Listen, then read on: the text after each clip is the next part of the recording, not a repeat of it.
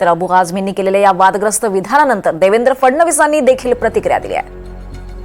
आझमी यांनी वारीच्या गर्दीबाबत मुस्लिम कधीही तक्रार करत नाहीत असंही म्हटलं आणि त्यावर आझमी प्रसिद्धीसाठी अशी वक्तव्य करतात असं मुख्यमंत्री देवेंद्र फडणवीसांनी त्यावर प्रतिक्रिया दिली आहे। दरम्यान अबू आझमींच्या वक्तव्यावर नितेश राणे आणि मुश्रीफांनी काय प्रतिक्रिया दिली आपण पाहूयात। दर शुक्रवारी जे गॅस सिलेंडर वरती येतात त्याबद्दल मग जे आम्ही वारंवार बोलतोय त्यावर मग हा अबू आझमी सारखे कार्टे कधीच काय बोलताना आपल्याला दिसले नाही।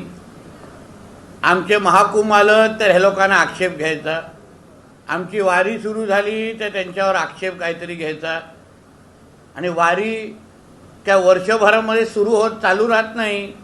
पण तुमची दर शुक्रवारी जे गॅस सिलेंडरचे जे प्रश्न मुंबईकरांच्या समोर असतात, रस्त्यावर गॅस सिलेंडर जे उभे राहतात वरती येतात, त्यावर अबू आझमींनी पण जरा आपला थोबाड उघडावा ना। अबू आझमीला वारकरी संप्रदाय समजलेला नाही।